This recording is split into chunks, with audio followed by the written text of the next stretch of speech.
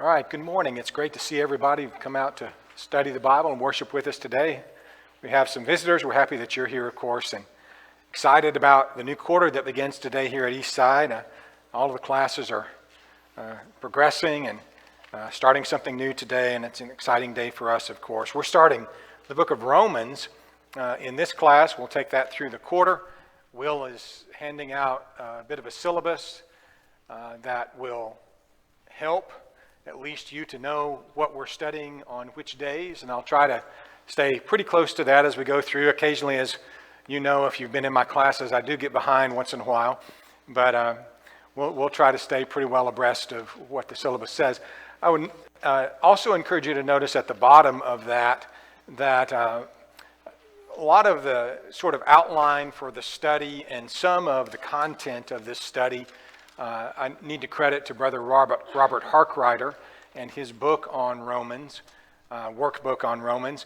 And it's really a little bit expensive for us to just, buy a book for everybody in the class. A lot of times those don't even get used. But if you are interested in that, having one of those booklets, they're available at CEI. Scott Richardson publishes them, and he has his website, Spiritual Service Supply. You could get one through either place. They're less than $10, I think. So if you're interested in that and want something to kind of study along at home, you're certainly welcome to do that. It's, as I said, what I use in a lot of my classes. Brother Harkrider's done a really good job of laying out the outlines of books and sort of how to chop them up into. I don't always use everything he says, but I do sort of use his overall organization of the material. So I find that helpful. But we are starting Romans, and we're going to call this Salvation by the Gospel through Obedience to the Faith, and we'll see why that title for this study, or subtitle I should say, I think is appropriate as we go through. Let's just introduce the book for a little bit this morning, and we'll study through the first 17 verses if we can together. Just a little bit of background. We don't have time to look at a lot of things to the background of Romans that we might like. You might think about, what we could say about the city itself, the people that were there, as far as the Christians that were there, some of the things that they were facing. I'm not going to take the time to go through all of that because, frankly, we don't have the time. But there's some interesting secular history that might be studied about Rome and its significance and the spread of Christianity. But let's just start this morning by saying that here's an epistle that's written by Paul to the saints in Rome. It's written from Corinth, almost certainly, near the end of Paul's third journey, probably 57 to 58 AD. The reason that we can say that with some certainty is he mentions some of the people that are with him, where he sends greetings to folks in Rome. The connection of all of that, we'll see all of that when we get to Romans 16. Good number of names are mentioned. There's some other things that are mentioned in the book of Romans that just really indicate he's very likely in Corinth, and this would be because of some past history that he mentions, 57 to 58 AD, pretty certain about that. Paul had not yet at this time, amazingly, he had not yet visited Rome. He certainly wished to do so. He knew many of the saints that are there. As I mentioned, he mentions a number of them in Romans chapter 16. He'd run across them, some of them when he was in Corinth the first time, some of them in other places. But I want to go read Romans 15, starting in verse 22. And he mentions a couple of times in the book of Romans that he wants to visit them. And again here in Romans 15, 22, for this reason, I also have been much hindered from coming to you. But now, no longer having a place in these parts and having a great desire these many years to come to you. So for a long time, he's wanted to go to Rome. He says, whenever I journey to Spain, I shall come to you, for I hope to see you on my journey and be helped on my way there by you, if first I may enjoy your company for a while. But now I go to Jerusalem to minister to the saints. It pleased those from Macedonia and Achaia to make a certain contribution for the poor among the saints who are in Jerusalem. So that really gives us the time frame that Paul is writing. He is on this third missionary journey. You remember the story. He's getting together a collection from the churches to go down to deliver to the saints in Jerusalem. He mentions this contribution in 1 Corinthians 16 and again in 2 Corinthians chapters 8 and 9. So we have a really a good concept of where this fits into the time frame of Paul's work especially. But we see that he hasn't been to Rome. He does know these people. He's pretty aware of some of the issues that they're facing. But Romans isn't really a book about, here's what you're facing in the near term in Rome. It has to do with broader themes than that, as we'll see as we go along. The gospel probably was preached in Rome by some who were present on the day of Pentecost in Acts chapter 2. You remember when the apostles, the Holy Spirit came on them, they began to speak with other tongues and preach the gospel. And there were people from all over the world there, Jews who'd come to Jerusalem for that feast of Pentecost. And among them, it says in Acts chapter 2 and verse 10, there were visitors from Rome, both Jews and proselytes. That is pretty critical as well.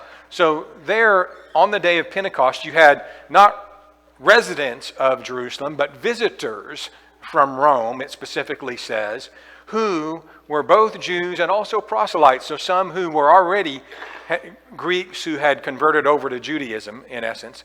And the supposition, I think it's a good one, very likely some of them are going to go back to Rome since they're only visiting in Jerusalem, and that's likely where the church began in Rome. So the saved in Rome include both Jews and Gentiles. You could tell that not only from the observation we just made from Acts 2, but in the book of Romans itself, you see it a couple of places. Romans chapter 1 and verse 13. I do not want you to be unaware, brethren, that I've often planned to come to you, but was hindered until now, that I might have some fruit among you also, just as among the other Gentiles. So Paul is anticipating when he gets to Rome, having the opportunity to share the truth with Gentiles. But you go over to chapter 11 of the book of Romans. There are several other places we can point this out in Romans, but chapter 11 and verse 13, I speak to you Gentiles, inasmuch as I also am an apostle to the Gentiles. I magnify my ministry. So again, speaking to Gentiles. But in chapter 7 and verse 1, do you not know, brethren, for I speak to those that know the law. Obviously, they're speaking to Jews, directly. So he addresses Jewish Christians, he addresses Gentile Christians. There seems to be a pretty even mix of the two that are being addressed in this epistle, in this great epistle.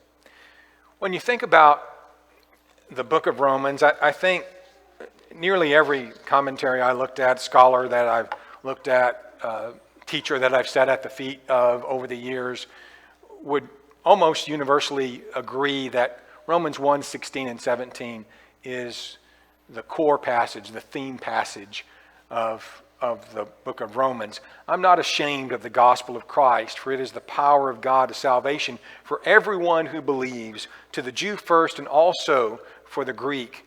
For in it the righteousness of God is revealed from faith to faith, as it is written, the just shall live by faith. So there's the grand theme, I believe, of this epistle to the Romans. And I'm going to try to leave some time at the end of the class period today to look at that in somewhat more detail.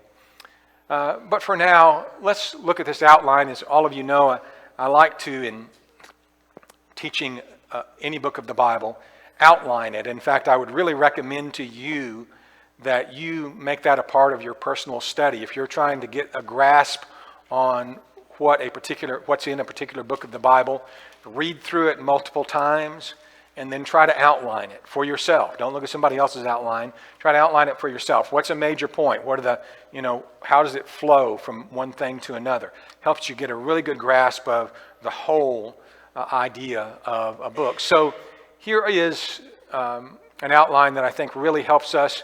Simple 3 major points. The first 8 chapters are doctrinal, how the gospel saves the sinner. And I might say that this is the unique theme of the book of Romans. The gospel is the power of God to salvation.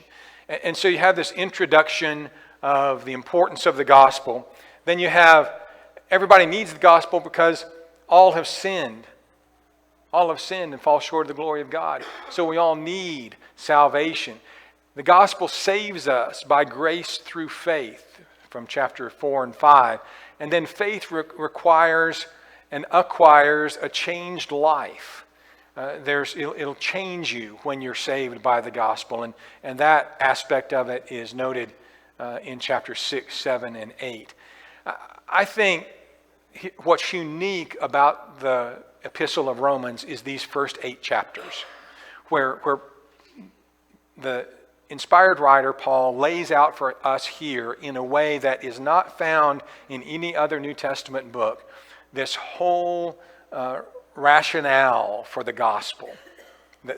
Just logically laid out, one thing right after another, in a beautiful and really thorough way that we'll be able to examine.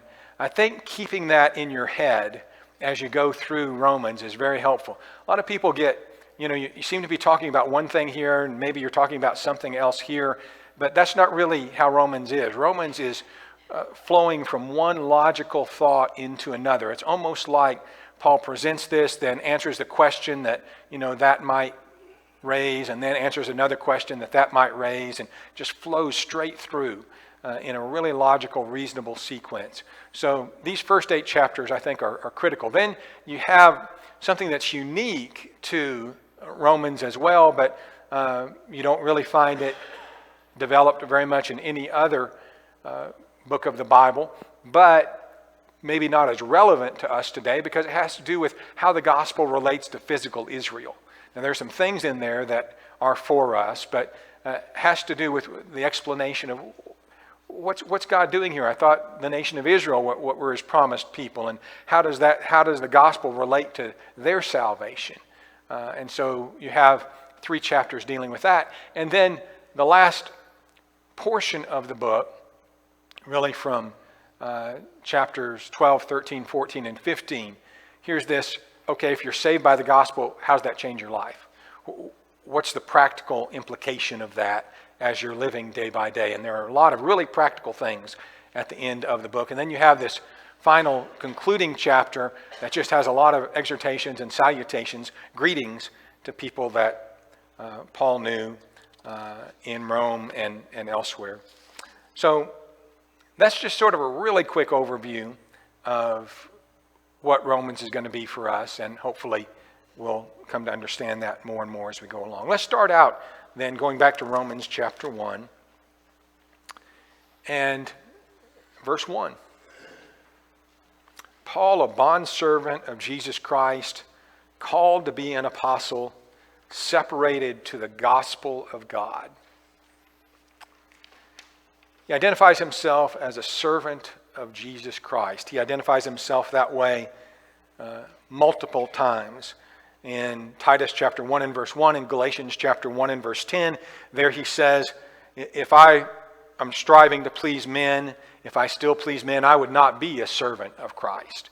So being a servant of Christ means that you're pleasing Christ. You live to please Christ. And he makes that assertion right off the bat. And the second assertion that he makes is that he's called to be an apostle.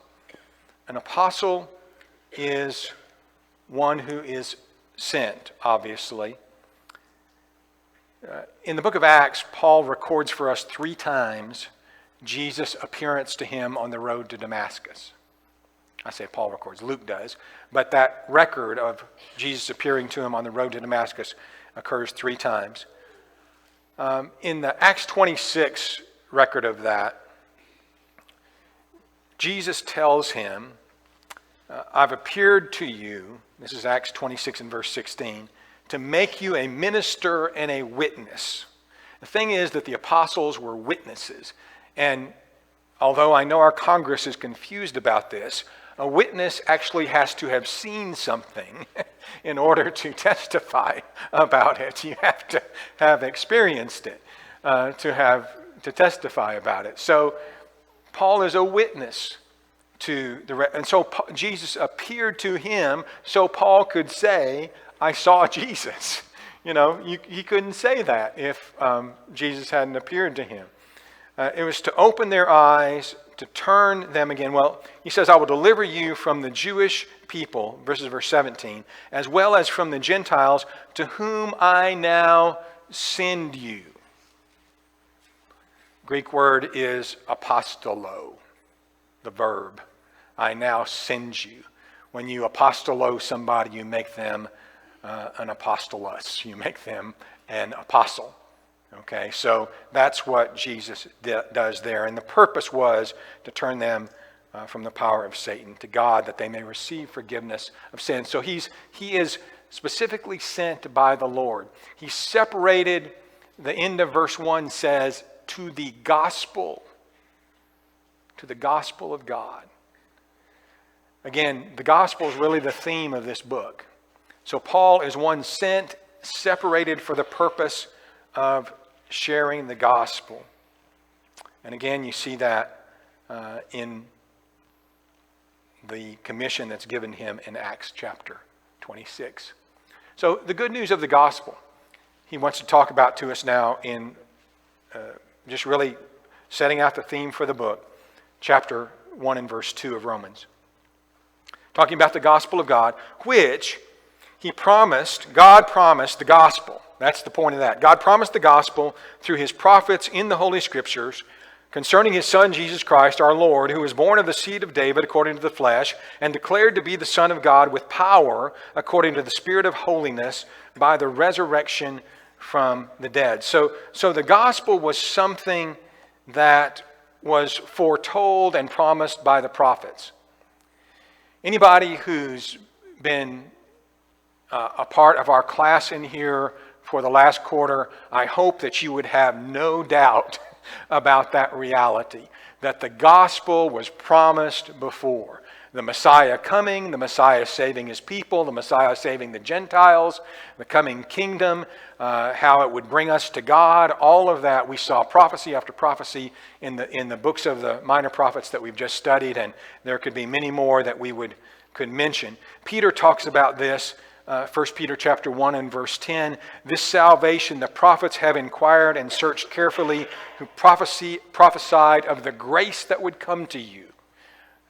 The Old Testament prophets were talking about the grace that would come to us. So Paul says this is that gospel. It was promised before through his prophets in the Holy Scriptures. And we've been, just the last quarter, been able to read some of those very prophecies that were given, promised. And the gospel is concerning the Christ who came in Paul's time, but was to come from the seed of David. Again, this is a theme that we looked at repeatedly in the previous quarter, studying some of the prophets. 2 Samuel 7, what did God promise David? Of the fruit of his body, he'd raise up a son to sit on his throne forever. Right? So there's the promise of the coming king that is reiterated multiple times in the Old Testament prophets. Isaiah chapter 9, for instance, for unto us a son is born, unto us a child is given, it says, and the government will be upon his shoulder, and of the increase of his government and peace there will be no end, upon the throne of David and over his kingdom, in order to establish it with judgment and justice from this time forward and forever. The zeal of the Lord will accomplish it. Just one prophecy of so many that you have, talking about the seed of David that's going to sit on that throne and bring peace and salvation to those who believe in the Son. So that's what Paul's talking about. Do you get it? Paul's talking about this thing, this wonderful purpose of God that has been foretold by the prophets, that people have been looking forward to, and he's talking about the coming Christ then, who brought it all to happen. He was declared to be the Son of God, not, by the way, so much at his physical birth. I know we're coming into a season of the year where everybody wants to think about the physical birth of Christ. And there are facts about that demonstrate him to be the Son of God. But that's not what really shows him to be the Son of God. Y'all realize that? When the Old Testament talks about the fact that here is God's Son, this day I have begotten you, it's not talking about his physical birth. It's talking about his resurrection from the dead. The reason we know that is something that's said in Acts 13 and verse 32. Apostle Paul says, we declare to you glad tidings. Anybody want to tell me what another word for glad tidings is? Good news, the gospel. What's Paul talking about? The gospel, the good news. And so Paul, preaching in Antioch, says, we declare to you the gospel, the good news, the glad tidings, that promise which was made to the fathers. So he's using the same language here he's using in writing to the Romans. It was promised to the fathers. God has fulfilled this for us, their children, in that he has raised up Jesus, as it is written in the second Psalm, you are my son. This day I have begotten you. What identifies Jesus as the Son? The resurrection. Okay. And that's the point. Go back to Romans. That's what he says. He was declared to be the Son of God. I just read the verse. Verse 4. Declared to be the Son of God with power according to the Spirit of holiness. How? By the resurrection from the dead. There it is. There's the proof that Jesus is the Son of God. Y'all have questions or anything on this, or something you want to throw out? All right. Powerful beginning to this great book. I hope you're appreciating that. Paul, he has a purpose in his apostleship, and he intends to fulfill it. He's fulfilling it in part in this book. So go back to Romans 1, look at verse 5. Through him, that is, through Christ, we have received grace and apostleship for obedience to the faith among all nations for his name. That phrase right there is, don't miss it. The purpose of the gospel is to bring obedience to the faith. Don't let anybody tell you that obedience is not critical to the gospel. Without human obedience, the gospel does not save. Paul says that he uses the same phrase at the very end of the book of Romans. He uses it here. The gospel is preached for obedience to the faith among all nations for his name's sake. There are things to be obeyed in order to be saved by the gospel. And anybody that reads the book of Romans or teaches the book of Romans who says that there's nothing to do to be saved is just absolutely blown away what Paul said. Okay? It's all for obedience to the faith among all the nations. That doesn't mean we earn salvation. It does not mean we deserve salvation. Paul will be at pains in Romans to explain that to us. But it does mean that we must believe and obey. Obedience to the faith among all nations, among whom you're also the called of Jesus. So Paul had received this apostleship despite being the chief of sinners, you might remember, through an extraordinary disposition of grace. He says, we have received grace and apostleship. What did he say about himself in 1 Timothy chapter 1? He's the chief of sinners, yet God's rich in mercy and called him, nonetheless, to preach the gospel. The Romans were among those of all nations who'd been called by the gospel to the obedience of the faith. They've been called by the gospel to the obedience of the faith. 2 Thessalonians chapter 2, in verses 13 and 14. I think you see that. Called by the gospel. So, as a result of that,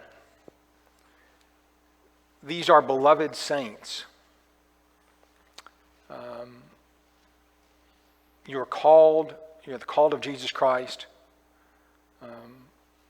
verse 7, to all who are in Rome, beloved of God, called to be saints. So he's writing to all the saints in Rome. So the book of Romans, by the way, and we'll see this more clearly a bit later, it's not written to a specific church. Rome was an expansive city, probably over 1 million people in Paul's day, maybe the largest city on earth at the time. A lot of people coming in and out, but the point is there were multiple churches in Rome, and we can even see that. There was a church that met in the home of Aquila and Priscilla, for instance, that's mentioned in Romans chapter 16. But he's writing to all of the saints in Rome. This would have included a number of local churches that would have been there. But they were called to be saints, and so that's what they are. What's a saint, by the way? Does that mean? One who's been set apart, a holy person. The word saint connected really closely in the original language to the word holy and also to the word sanctified. All those words come out of the same Greek word. Holy, saint, sanctified, all come out of the same word. So we need to think of those together when we see the word saints. All right. Paul greets them with grace and peace. And I mention this a lot when we're talking about Paul's writings. It's a really common greeting that he uses. It's a greeting indicative of both their ethnic diversity and the equality of their spiritual blessings. The reason it indicates ethnic diversity is because grace was a Greek greeting, still is today. In Greece, if you walk down the street, people don't say hi, they say kare, and it's the Greek word for grace. And if you walk down the streets of Jerusalem, people don't say hi, what do they say? Shalom, which is the Hebrew word for peace, grace and peace. Okay, so it's indicative of ethnic diversity, but also of the unity of blessings that all of those receiving this would have received, both grace and peace. They all had received that in a spiritual sense. Paul's great about taking common words and common experiences and spiritualizing them. Even as we saw the prophecy of Zechariah, everything would be holy in people's lives, even the common things. So, really good introduction, I think, there to what Paul's saying to us. He had tremendous passion for these people. He prayed for them. Let's look in verse 8.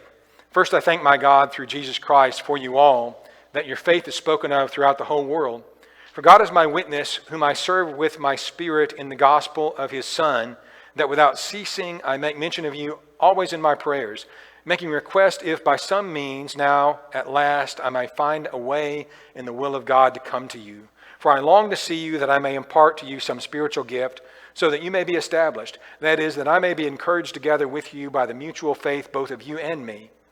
Now I do not want you to be unaware, brethren, that I often planned to come to you, but was hindered until now, but that I might have some fruit among you also, just as among the other Gentiles. I'm a debtor both to Greeks and to barbarians, both to wise and to unwise. So as much as in me, I am ready to preach the gospel to you who are in Rome also. Paul mentions repeatedly in this text the gospel, the gospel, the gospel. It's going to be the focus of everything. He mentions it twice in that paragraph that I just read. He thanks God for their exemplary faith, that he hadn't been to Rome, but he'd heard of their faith. People all over the world were hearing about the faith of these people in Rome. And in the New Testament age, it was an extraordinary faith. He prays for them without ceasing. He gives thanks for them. Preached about this last Sunday morning, the thanksgiving for the faith that they had, for the impact that their lives were having. He wants to impart some spiritual gift so that they may be established. He wants to be encouraged to be with them by their faith, their mutual faith, and all of that. And then he had often planned to come to them. We mentioned this already, but had been hindered. He wanted to go to other places too, but had been hindered. Hindered at times by the plans of God.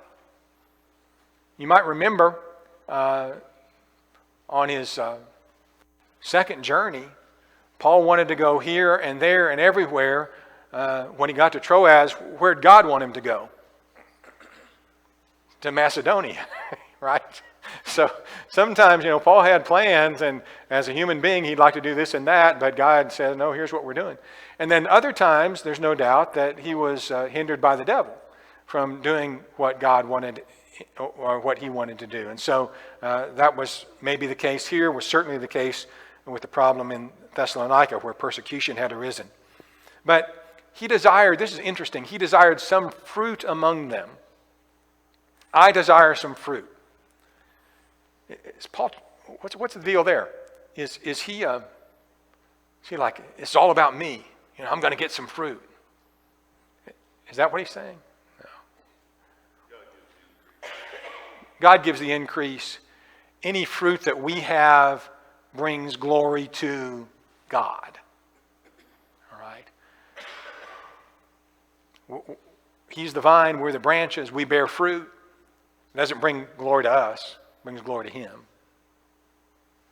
And that's what Paul wants. He wants more fruit all the time. He's working to produce fruit for the glory of God. And that's not a bad thing. Paul saw himself indebted, and we need to see ourselves this way as well. I like verses 14 and 15 a lot. I'm a debtor both to Greeks and to barbarians, to the wise and the unwise. Paul saw himself indebted to preach the gospel to everybody. Didn't matter the ethnicity or the intellect. In the Greco-Roman world, especially among the Greeks, who and the Romans had sort of inherited their world, but a Greek was an educated and cultured person. A barbarian was anybody who wasn't Greek, who didn't have the Greek education and culture. So you're looking at, huge prejudicial, racial, ethnic differences when you use that kind of language. Both barbarian and Greek. It didn't matter to Paul. And thinking about our world today, we're surrounded by people of all different, ethnicities, educational levels, degrees of culture, degrees of sophistication, just all around us everywhere. It can't matter as far as preaching the gospel goes.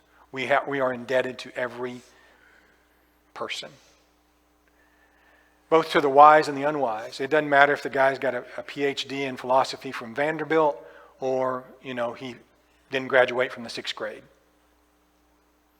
It doesn't matter if he uses impeccable English or he doesn't know how to speak English. It doesn't matter. We're indebted to everyone to share the gospel. That's how Paul felt about it. We need to feel that same thing.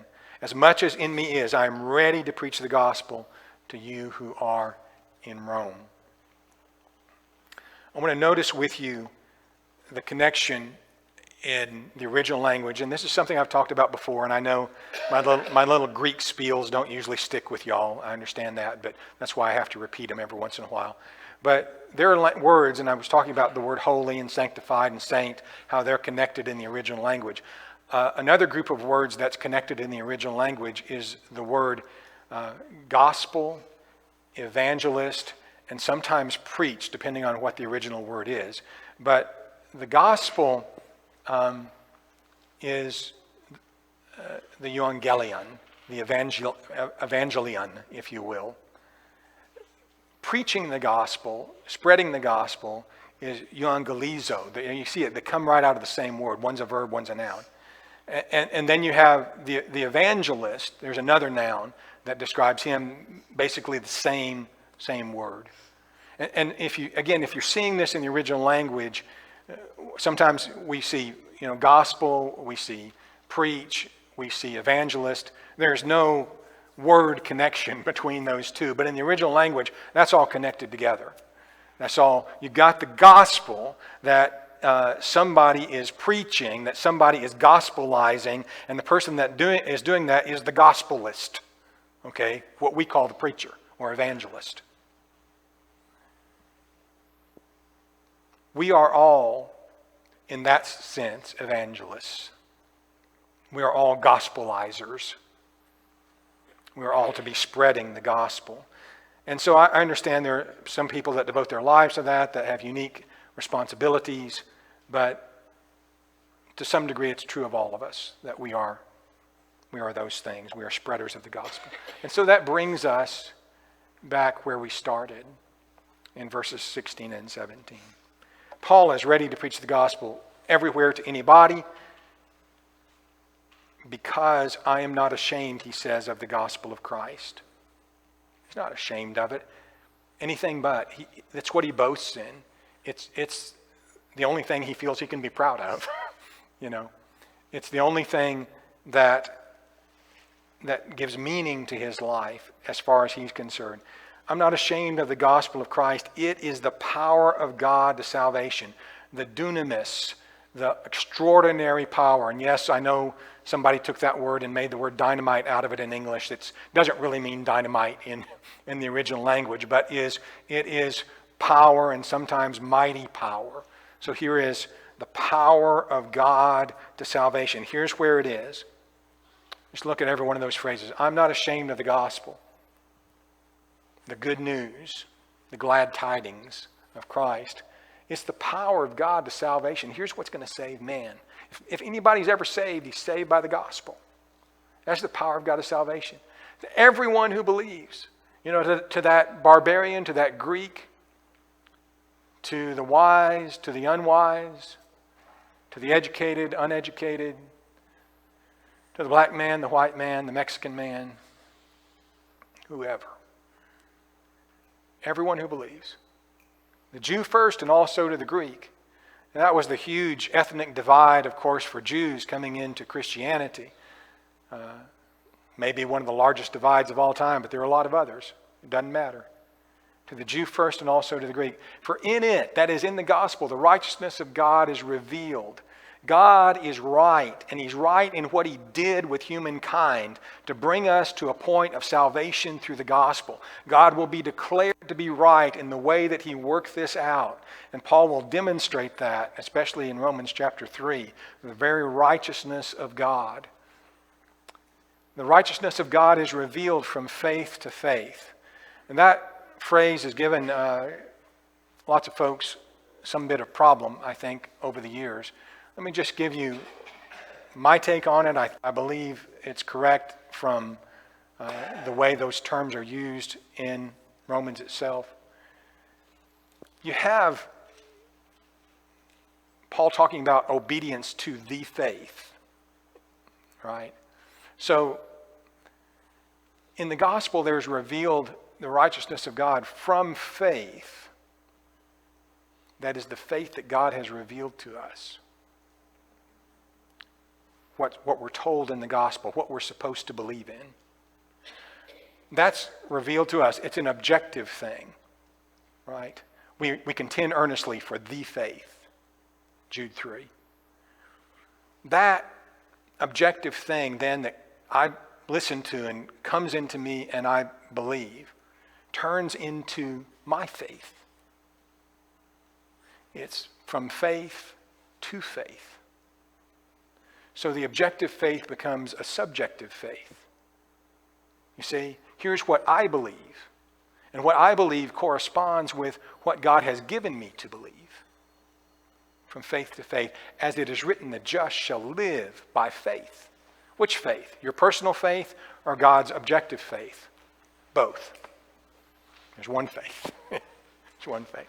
All right. Next Sunday we'll pick up there. Follow your syllabus and see how far we'll get. Do some reading and study outside of class. And please bring your thoughts and comments and questions with you when you come.